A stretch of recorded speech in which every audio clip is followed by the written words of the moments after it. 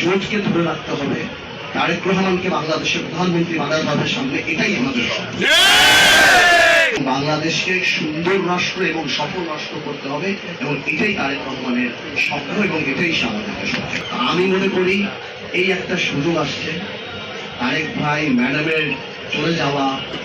আমাদের একটা সুযোগ আসছে যে আমরা, জানেন আমি একটা কথা বলি, এমন একটা পর্যায়ে ছিল, আমি কিন্তু কথা বলি না, এমন একটা পর্যায়ে ছিল যখন ঢাকার আসনটাতে আপনার মার্কা নিয়ে একটু কথাবার্তা হচ্ছিল বা এটা, আমি কিন্তু এক পর্যায়ে মানসিকভাবে ঠিক করছিলাম যে আমি তখন বলে নির্বাচন করব, এবং আমি মনে করছিলাম যে আমি কি ব্যক্তিগত পেলাম না পেলাম এটা বড় ব্যাপার না, 17 বছর কষ্ট করছি, জোরটা ধরে রাখাই বড়। আপনাদের মনে আছে এখানে আপনার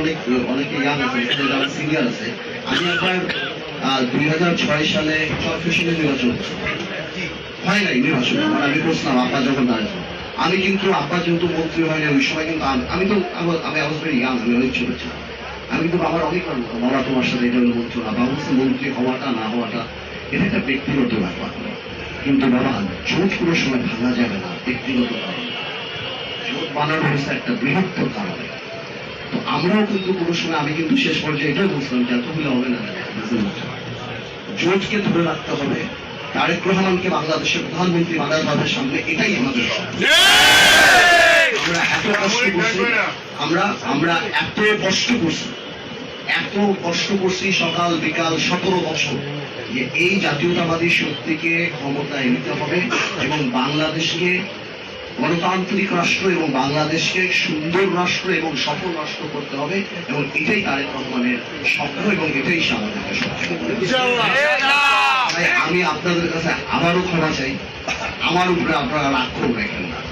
আমরা একসাথে কাজ করি, আমার বিশ্বাস আমরা একসাথে কাজ করলে আমরা ভালো কিছু করতে পারি। ইউনিয়নে সব জায়গাতে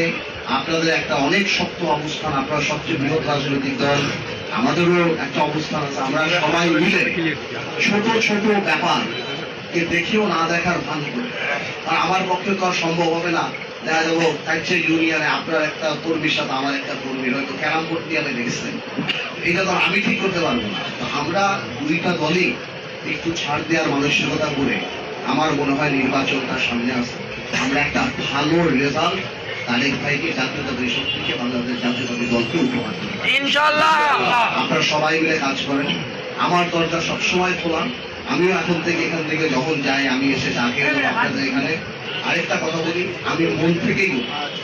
আমি আজকেও বক্তৃতা দিচ্ছি,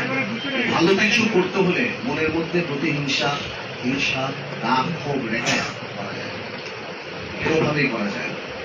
আমার কারো বিরুদ্ধে কিছু নাই, আপনারাও আমাদের বিরুদ্ধে কিছু রেখেন না। আমার আলমগীর চাচার এই জোয়ার সবচেয়ে বড়, ইনশাআল্লাহ আমরা ক্ষমতায় গেলে, আমাদের জোট ক্ষমতায় গেলে, বিএনপি ক্ষমতায় গেলে, আলমগীর চাচা একটা ভালো জায়গায় যাবে আমার বিশ্বাস। ভালো জায়গায় যাবে আমি মনে করি, কারণ ওনাকে বিএনপি চেয়ারপারসন রিকোয়েস্ট করছে, এবং উনি এই রিকোয়েস্টটাকে রেসপেক্ট করছে। সবচেয়ে বড় ব্যাপারটা হলো এটা যে উনি রেসপেক্ট করছে, উনি এত বড় ঘরের মানুষ, উনি জিনিসটাকে সম্মান করছে। তো আমরা সবাই মিলে উনি যাতে একটা সম্মানজনক জায়গায় যায়, আর এমনিতে উনি বলার বলবে এই বাড়িটা করে তার দ্বিতীয় কোনো